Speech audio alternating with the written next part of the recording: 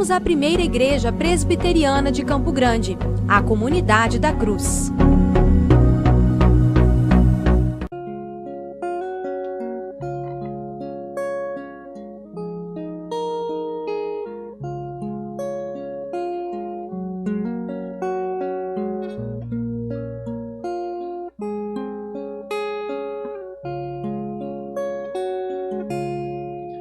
Meu Jesus, a ti me achego, com temor no coração. És o meu maior anseio, Rei da minha salvação. Pai, a ti eu agradeço por tão infinito amor que recebe com carinho esse pobre pecador.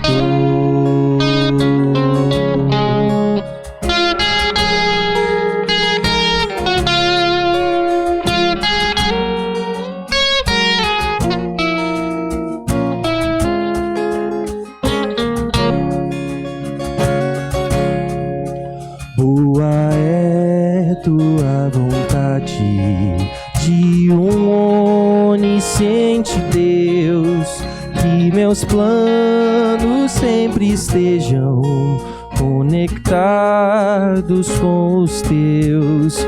Pai, perdoa os meus pecados, venha me disciplinar, que a pureza de tua glória venha em mim habitar. Santo e majestoso Deus, exaltado és, Senhor, coroado sobre a terra em tua glória e esplendor. Teu é todo domínio, toda honra e poder pelos séculos dos séculos. Amém.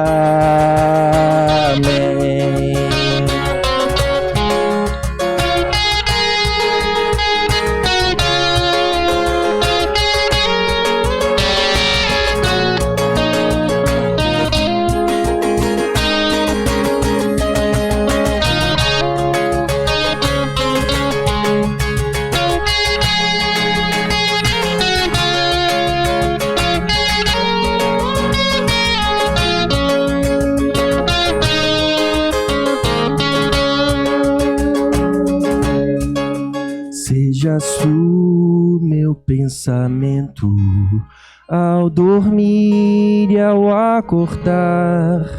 Dá-me sede da palavra, sempre nela meditar. Faz de mim, pequeno Cristo, digno de ser filho teu, anunciando as boas novas, salvação que vem de Deus. Santo e majestoso Deus, exaltado és, Senhor, coroado sobre a terra em tua glória e esplendor. Teu é todo domínio, toda honra e poder pelos séculos dos séculos. Amém.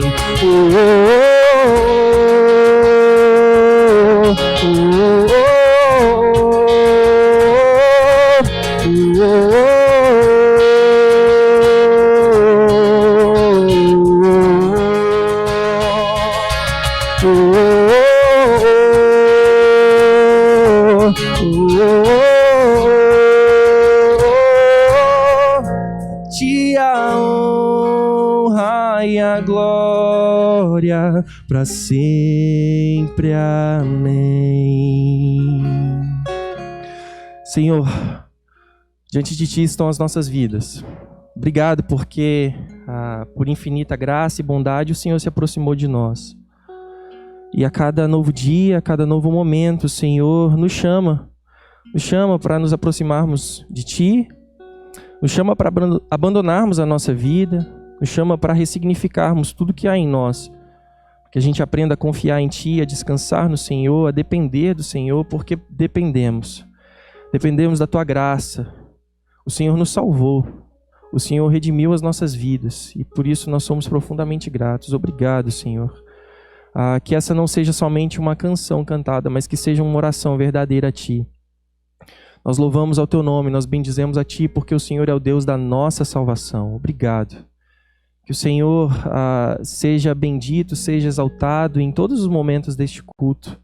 Que o Seu nome seja glorificado e que seja um momento especial, um tempo de encontro com o Senhor. Em nome de Cristo Jesus nós oramos. Amém. Bom que você está aí? Eu queria te chamar a cantar com muita alegria, com muita satisfação ao Deus que nos dá me permitam o termo, e como a gente está muito informatizado, sabe? Ele nos dá um spoiler da nossa vida. A gente sabe que o nosso final, ele será muito, muito, muito feliz. Apesar de toda a jornada, de toda a caminhada com Jesus, que ela é cheia de sabores, a gente sabe que existem muitos percalços, mas o Senhor caminha conosco, o Senhor nos sustenta, e a gente pode confiar na graça, no amor e no cuidado dEle. A gente sabe então que o que nos espera na eternidade é muito mais precioso do que qualquer bem que a gente possa adquirir e alcançar ao longo da nossa vida. Então eu queria que você, com gratidão no coração, cantasse essas próximas músicas com a gente.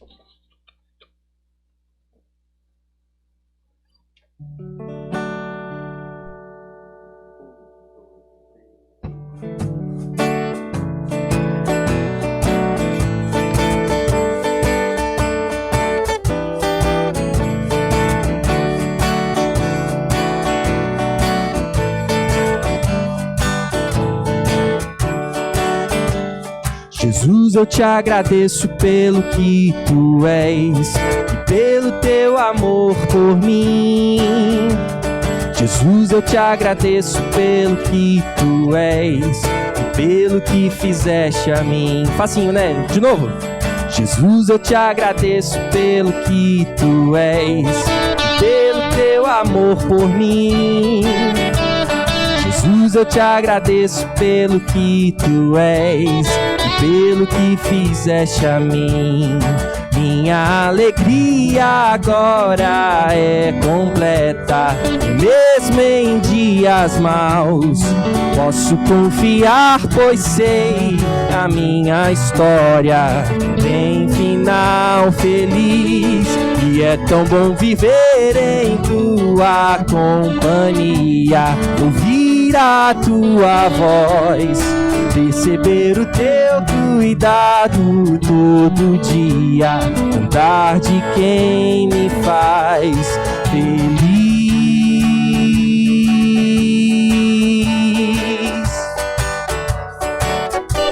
Vamos junto assim, ó.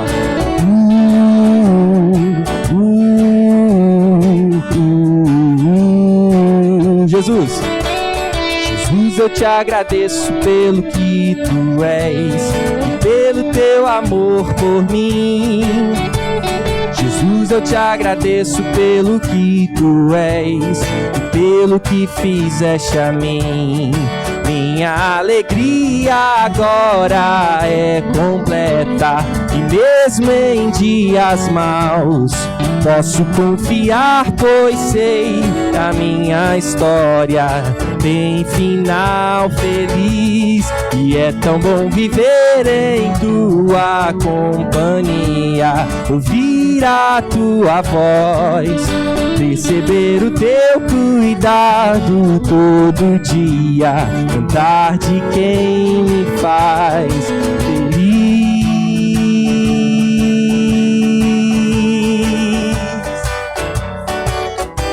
Vamos juntos?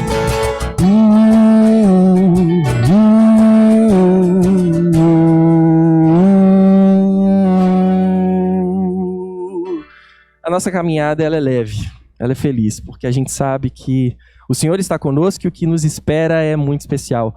Mas a gente já consegue caminhar na eternidade no hoje. E é por isso que a alegria do nosso coração é em buscarmos ao Senhor enquanto Ele pode ser achado. Na medida em que conhecemos a Ele, mais as nossas almas anseiam por conhecê-lo. Na medida em que nos relacionamos com Ele, mais temos prazer, mais nos deleitamos na presença do nosso Deus. Eu queria que você cantasse com alegria no seu coração e que essa próxima música fosse, de fato, o desejo da sua alma. Buscar, conhecer, exaltar o nosso Deus.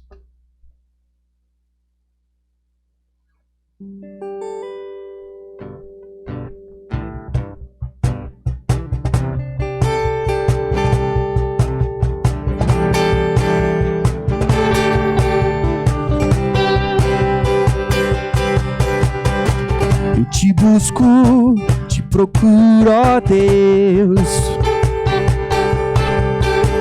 No silêncio tu estás. Eu te busco, toda hora espero em ti. Revela-te a mim, conhecer-te eu quero mais. Senhor, te quero ouvir tua voz. Senhor, te quero mais. Quero tocar-te, tua face eu quero ver. Senhor, te quero mais. Prosseguindo para o alvo eu vou, a coroa conquistar.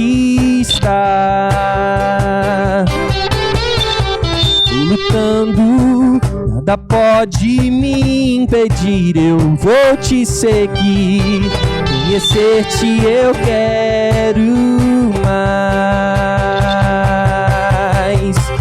Senhor, te quero ouvir tua voz. Senhor, te quero mais. Quero tocar-te, tua face eu quero ver. Senhor, te quero mais. Senhor, te quero. Senhor, te quero ouvir tua voz.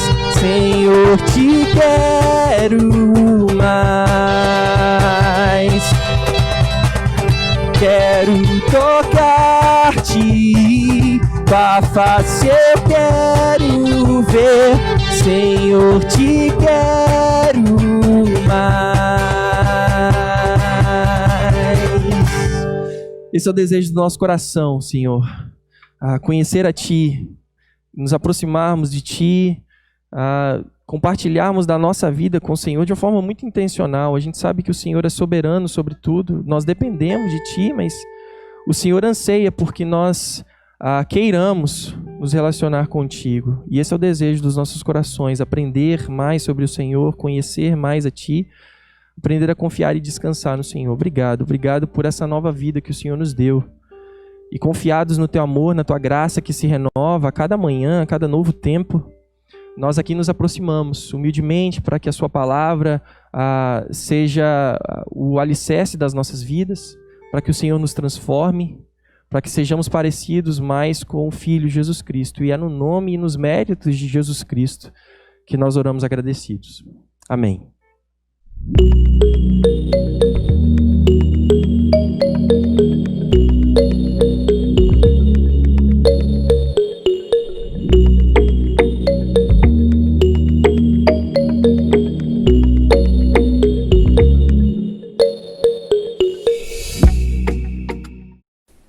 Olá, você que acompanha essa transmissão. Eu sou o seminarista Felipe Firme e hoje eu tenho a responsabilidade de poder compartilhar com vocês o momento devocional que a Primeira de Campo Grande oferece para nós. Nós leremos aqui o Evangelho de Lucas, no capítulo 5, os versículos 11 a 32. Esse capítulo é composto de 3 parábolas, parábolas contadas pelo Senhor Jesus Cristo. O Senhor Jesus Cristo conta parábolas para os publicanos, pecadores, e também para os fariseus que estavam ao seu redor. Ele conta a parábola da ovelha perdida, ele conta a parábola da moeda perdida e também a parábola do filho perdido. Nós leremos esta última parábola, a parábola do filho pródigo, muito conhecida entre nós. Então, é a partir desse texto que nós faremos a leitura, que nós teremos a nossa meditação para esse momento devocional nosso. Então, acompanhem, por gentileza, essa leitura, o texto do Evangelho de Lucas, capítulo 15, os versículos 11 a 32, da Palavra de Deus. Está escrito: Jesus continuou: um homem tinha 2 filhos. O mais novo disse a seu pai: Pai, quero a minha parte da herança. Assim, ele repartiu a sua propriedade entre eles. Não muito tempo depois, o filho mais novo reuniu tudo o que tinha e foi para uma região distante. E lá desperdiçou os seus bens vivendo irresponsavelmente. Depois de ter gasto tudo, houve uma grande fome em toda aquela região e ele começou a passar necessidade. Por isso, foi empregar-se com um dos cidadãos daquela região, que o mandou para o campo a fim de cuidar de porcos. Ele desejava encher o estômago com as vagens de alfarrobeira que os porcos comiam, mas ninguém lhe dava nada. Caindo em si, ele disse: quantos empregados de meu pai têm comida de sobra e eu aqui, morrendo de fome? Eu me porei a caminho e voltarei para o meu pai e lhe direi: Pai, pequei contra o céu e contra ti. Não sou mais digno de ser chamado teu filho. Trata-me como um dos teus empregados. A seguir, levantou-se e foi para o seu pai. Estando ainda longe, seu pai o viu e, cheio de compaixão, correu para o seu filho e o abraçou e beijou. O filho lhe disse: Pai, pequei contra o céu e contra ti. Não sou mais digno de ser chamado teu filho. Mas o pai disse aos seus servos: depressa, tragam a melhor roupa e vistam nele, coloquem um anel em seu dedo e calçados em seus pés. Tragam um novilho gordo e matem-no. Vamos fazer uma festa e alegrar-nos. Pois este meu filho estava morto e voltou à vida, estava perdido e foi achado. E começaram a festejar o seu regresso. Enquanto isso, o filho mais velho estava no campo. Quando se aproximou da casa, ouviu a música e a dança. Então chamou um dos servos e perguntou-lhe o que estava acontecendo. Este lhe respondeu: seu irmão voltou e seu pai matou o novilho gordo porque o recebeu de volta são e salvo. O filho mais velho encheu-se de ira e não quis entrar. Então seu pai saiu e insistiu com ele. Mas ele respondeu ao seu pai: olha, todos esses anos tenho trabalhado como um escravo a teu serviço e nunca desobedeci às tuas ordens. Mas tu nunca me deste nenhum cabrito para eu festejar com os meus amigos. Mas quando volta para casa esse teu filho, que esbanjou os teus bens com as prostitutas, matas o novilho gordo para ele. Disse o pai: meu filho, você está sempre comigo e tudo que eu tenho é seu. Mas nós tínhamos que celebrar a volta deste seu irmão e alegrar-nos, porque ele estava morto e voltou à vida, estava perdido e foi achado. Até aqui a leitura do texto. Como eu disse, tratam-se de 3 parábolas contadas pelo Senhor Jesus Cristo aqui no capítulo 15 de Lucas. E todas elas dizem respeito a um assunto comum. Elas falam de festa, quando o pecador se arrepende. Elas falam de algo ou alguém que havia se perdido. O Senhor Jesus Cristo, ao contar parábolas, ao contar histórias, ele quer trazer com aquilo um significado, um ensino para os seus ouvintes. E aqui o Senhor Jesus Cristo trazia um ensino, um significado para os seus ouvintes, aqueles que eram publicanos, pecadores e fariseus que estavam ao seu redor. O Senhor Jesus Cristo mostra para nós hoje um ensino muito propício. um ensino propício para nós que ouvimos a palavra de Deus, que nos assentamos à mesa, ao redor de uma comunidade para ouvir a palavra de Deus.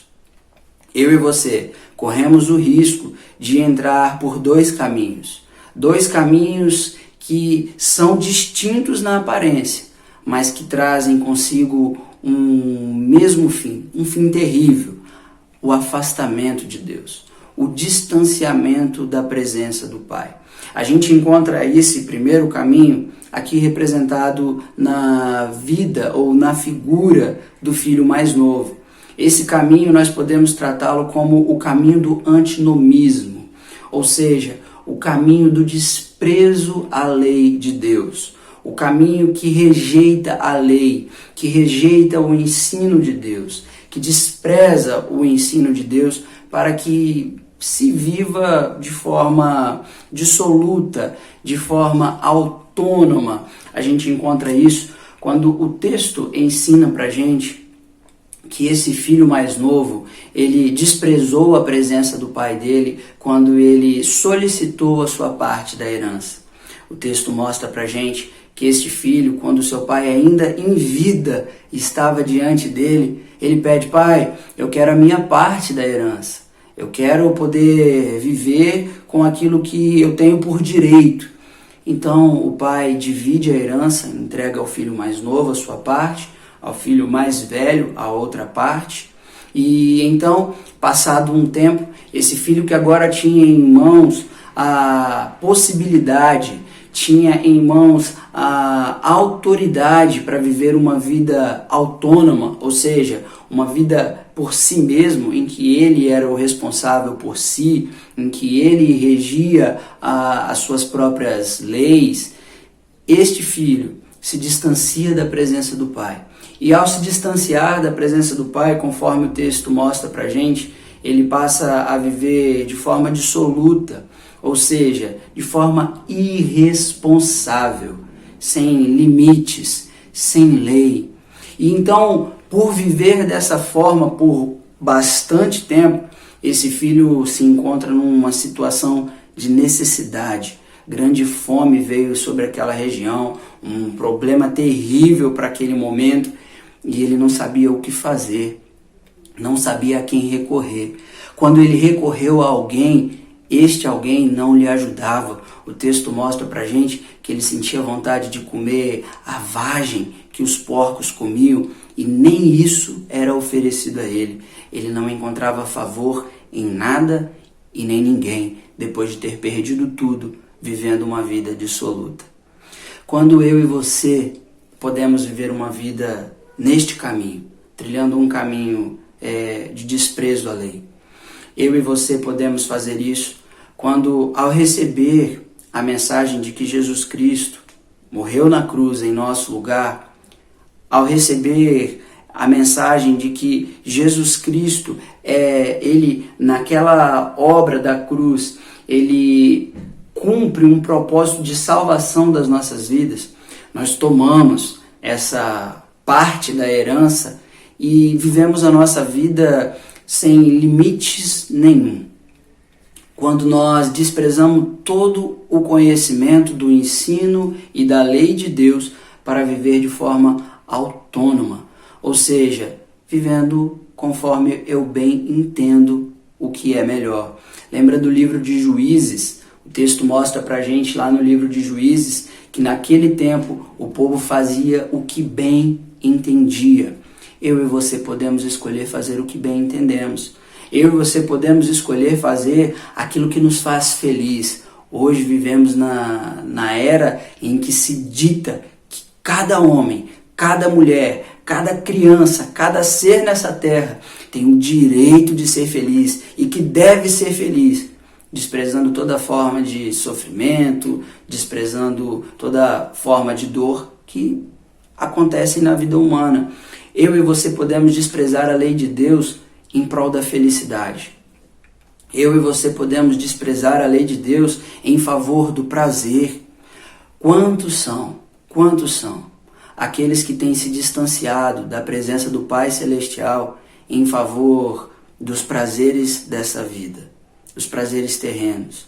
seja o prazer na bebida, o excesso, seja o prazer na imoralidade sexual, seja aqueles que têm desprezado a lei de Deus em favor da família.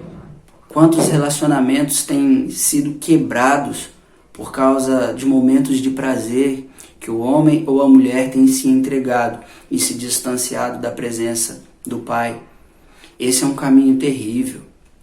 É um caminho que, conforme o texto que o Senhor Jesus Cristo apresenta àqueles seus ouvintes, mostra pra gente que era um ambiente sombrio, um ambiente de miséria, um ambiente de desprezo, de sofrimento, onde tudo se perde, onde tudo se esvai, um ambiente de maldição. Aquele que se desvia da lei de Deus, dos preceitos de Deus, está sob as maldições do Altíssimo. Aqui o texto mostra pra gente, no entanto, que existe um caminho de volta. E como eu disse, que o texto mostra pra gente que são 3 parábolas que falam de festa, que falam de gente perdida ou de algo perdido, mas que quando foi encontrado houve grande festa. Tudo isso se dá em torno do arrependimento. E o texto mostra pra gente de forma bem específica, de forma bem clara, o arrependimento na vida deste homem que estava perdido, do filho mais novo, e que pode ser eu e você, porque temos o risco de desprezar a lei de Deus, de rejeitar os preceitos, aquilo que a vontade de Deus é revelada a nós. Este filho, ao encontrar-se nesse estado de necessidade, em que ele percebe a realidade dele, de lamento, de dor, de sofrimento, quando ele percebe isso, ele cai em si. E a expressão caindo em si, ela significa a ideia de alguém que está tendo a mudança de pensamento, isto é, a metanoia, o arrependimento.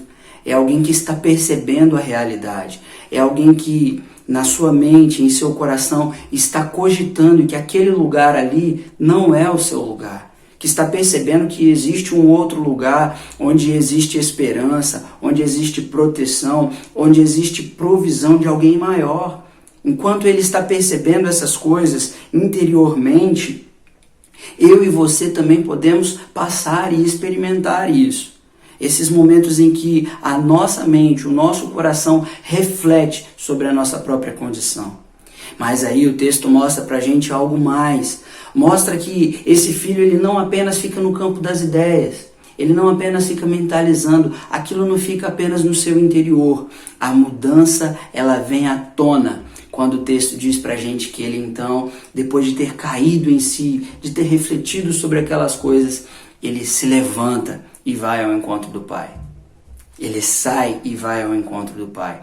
E aí o texto diz pra gente que nesse contexto de mudança de pensamento e de mudança de comportamento, indo para os braços do Pai, esse filho é recebido com carinho, com amor, com abraço do Pai.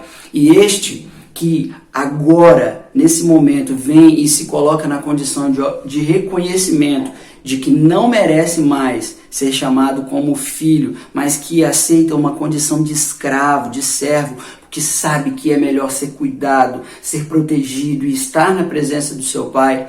Este, ao reconhecer essas coisas, é surpreendido pela graça, é surpreendido pelo amor do Pai, porque o Pai o restabelece, o Pai põe um anel em seu dedo, uma sandália em seus pés, vestes novas, porque aquele que estava escravo deste mundo, perdido neste mundo, foi encontrado. E agora uma grande festa há de ser celebrada, pois a vida estava ali diante do Pai. O Pai estava celebrando a vida daquele filho que havia se arrependido, daquele que havia sido deixado como um morto por este mundo.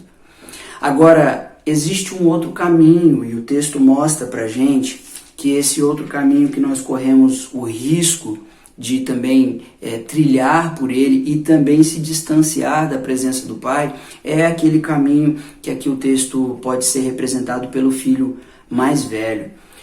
Porque o filho mais velho, apesar de não ter deixado o pai, se distanciado, saído para uma região distante, tomado os seus bens e assim como o mais novo, ido para uma outra parte do mundo, mas também para poder viver de forma autônoma, ele viveu ali em volta ali do ambiente do pai.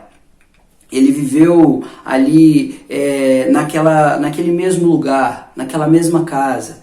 Ele se manteve ali. Mas a forma como este filho se manteve é que fazia com que ele se distanciasse do pai. Esse filho se distanciou do pai por causa do seu legalismo. E esse é um caminho que eu e você podemos também trilhar. Nós que ouvimos a mensagem do Evangelho, nós que recebemos a lei de Deus, podemos querer nos tornar justos por meio dela. Ou pessoas que estão propensas a receber todos os direitos por causa da sua própria justiça, por causa da sua própria obediência. Esse filho mais velho, enquanto vê o filho mais novo voltando, ele se entristece. Quando ele vê o filho mais novo regressando e aquela festa, aquela celebração do pai, a alegria do pai acontecendo naquela casa, ele não tolera, ele rejeita aquela festa. Esse filho reivindica direitos porque ele era obediente ao pai. O texto mostra pra gente no versículo 29 que quando o pai, que percebe que o filho está ficando de fora da casa, de fora da festa, esse pai vai e insiste com ele, chamando, insistindo.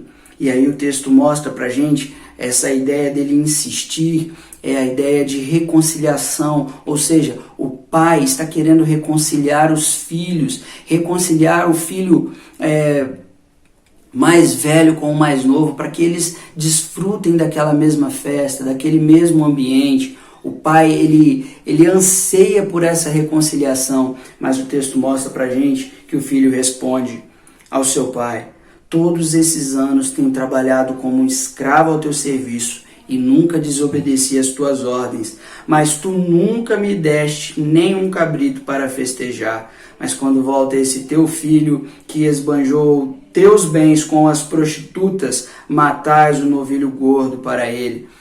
Esse filho mais velho está reivindicando o direito para si por causa da sua própria obediência. Por ele ter sido um filho obediente e vivido como escravo. Mas é curioso pensar que esse filho se coloca como um escravo e quando o filho mais novo, quando ele percebe, quando ele reflete sobre a possibilidade de voltar para o pai e viver como escravo, e quando ele volta de fato, e ele diz: pai, eu já não mereço ser chamado, ser tratado como teu filho, trata-me como um dos teus servos. O pai fala para os seus servos: traga um anel, vestes novas, porque este meu filho que estava morto, reviveu. Este meu filho que estava perdido foi achado. O pai não trata aquele filho como um escravo, aquele que havia se perdido. Ele trata como um filho. Agora, por que este filho se coloca nessa condição de escravo, enquanto obediente? Não reconheceria ele que nada mais justo do que o filho obedecer o pai? Nada mais correto e adequado do que um filho obedecer o pai? Que direito tem um filho sobre o pai por apenas ser obediente? É o correto, é o adequado, mas ele reivindicava direitos por ele ser obediente, porque ele se comparava àquele que era o injusto, porque ele se julgava justo diante do seu próprio pai. E diante disso, diante desta condição de distanciamento do pai, ele estava ficando de fora da casa e de fora da festa, distante do pai, distante do pai. Eu e você podemos viver na mesma condição quando reivindicamos direitos da parte de Deus quando oferecemos esmola a alguém, quando praticamos o jejum. O dia que eu faço o jejum, eu vou requerer da parte de Deus o direito de ser ouvido. Ele tem que me ouvir porque eu estou fazendo o que devo fazer. Eu posso requerer o direito da parte de Deus porque eu depositei o meu dízimo, a minha oferta no gasofilácio. Eu posso requerer o meu direito da parte de Deus por fazer as minhas 3 orações ao dia. E enquanto isso, eu posso me entristecer ao ver pessoas que não vivem como eu vivo, que entregam o dízimo, que faz tudo o que tem que ser feito. E quando essa pessoa se arrepende, se converte, Deus simplesmente a recebe com festa, com dança, com alegria. Por que eu não tenho alegria, prazer com a vontade de Deus? Por que eu vivo aos redores da casa de Deus, mas eu não tenho prazer? Por causa desse distanciamento do Pai. Por causa dessa forma como eu anseio me aproximar do Pai. Essa não é a forma adequada. A maneira como o Senhor Jesus Cristo quer nos ensinar é que nós nos aproximamos de Deus por um caminho, por um outro caminho. Um caminho que mostra pra gente, a partir das Escrituras, aquilo que o próprio caminho ensina para nós, que é o Senhor Jesus Cristo, que existe apenas um caminho a ser seguido. É apenas um caminho para mim e para você. Não é o caminho da própria justificação, onde eu me justifico, onde eu faço por mim mesmo, por merecer a graça de Deus. Eu não posso fazer isso. E nem também eu posso me dar ao luxo de receber a mensagem do Evangelho e viver dissolutamente, sem responsabilidade nenhuma, sem assumir compromisso nenhum com a palavra de Deus, com os preceitos de Deus, com a vontade de Deus. Tanto um caminho quanto o outro mostram pra gente distanciamento de Deus, afastamento da presença do Pai. O caminho que nós temos a seguir é o do Senhor Jesus Cristo. E o Senhor Jesus Cristo, ao dizer que Ele é o caminho, a verdade e a vida, e ao dizer aos seus discípulos, segue-me, Ele diz, cada um tome a sua cruz e me segue. Aquele que não toma a sua cruz e me segue, esse não é digno de mim. Aquele que não sofre por minha causa não é digno de mim. Eu e você precisamos encontrar na lei de Deus, na vontade de Deus, nos preceitos revelados do Senhor, a instrução para a vida, para um caminho de paz na presença do Senhor, que agrada a Ele, mas não por causa de nós mesmos, porque assim nós estaríamos trilhando o outro caminho, o caminho do legalismo. Esse caminho é o de Jesus Cristo. É quando eu e você reconhecemos que aquilo que foi dito ao Senhor Jesus Cristo, quando os céus se abriram, lá em Mateus capítulo 3, versículo 15, quando o Senhor Deus diz, esse é o meu Filho amado, em quem eu tenho prazer. Ou então, lá em Mateus capítulo 17, quando o céu se abre e Jesus está ali no monte, ao lado de Pedro e Tiago, e eles ouvem o céu se abrir e aquela voz como de um trovão, a voz de Deus dizendo, este é o meu Filho amado, em quem tenho prazer. E eles caem de joelhos ao ouvirem isso, ao ouvir isso sobre aquele que de fato é o amado de Deus. Aquele que é o Filho e é o caminho para que a gente deva seguir. Esse é o Filho que aqui não está sendo contado na parábola, mas que é contado em toda a narrativa da Bíblia. O Filho de Deus, o primogênito que foi prometido para nascer em nosso favor. O primogênito prometido para pisar na cabeça da serpente, para esmagar a cabeça da serpente, para tirar de sobre nós todo o peso do pecado, todo o peso de condenação por causa das nossas obediências. Ele, o primogênito de Deus, o Filho de Deus, o prometido, o Messias, que é narrado em todas as Escrituras, ele é o caminho a ser seguido. O Senhor Jesus Cristo nos chama a segui-lo. E a segui-lo por meio da cruz. E quando a gente olha para a cruz, não existe algo que aconteça em nós se não for diferente aquilo que acontece, aquilo que é narrado aqui por esse filho mais novo. Ele cai em si. Eu e você, ao olharmos para a cruz, a gente reflete sobre a condição que nós estamos hoje. Eu e você podemos fazer isso agora. Pensando na cruz do Calvário, o ambiente do desprezo, o ambiente da dor, da humilhação do nosso Senhor Jesus Cristo. Ao olharmos para a cruz, onde Cristo foi condenado em nosso lugar, existe em nossa mente, em nosso coração, um tempo para reflexão a partir disso. Pensar na condição que eu estou vivendo hoje. O que eu estou vivendo hoje.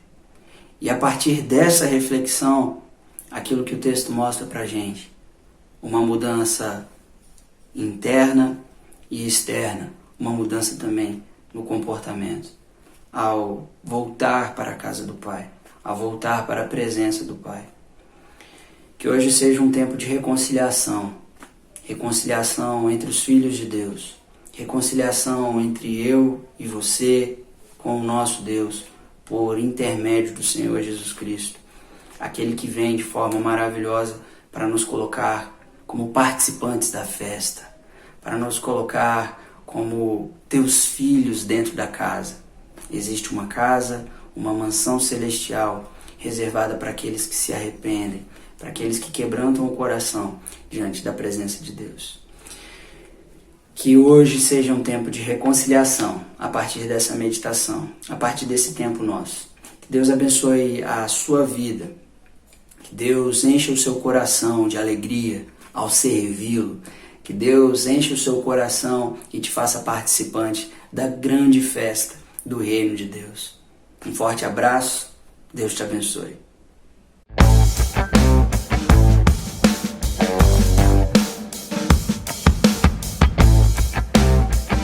A reforma protestante precisa necessariamente ser lembrada por conta de ser realmente um marco na história da humanidade. Talvez depois de Agostinho, ainda no século IV e V da era cristã, é um movimento que vai conseguir trazer, eu vou usar essa expressão, trazer Deus de volta para as nossas vidas. Porque até aquele momento, e isso é algo que a gente vive até hoje, parece que nós precisamos fazer todo o esforço, nós precisamos fazer toda a parte através da nossa razão, através dos nossos sentidos, através de todo o nosso esforço, nós precisamos fazer tudo.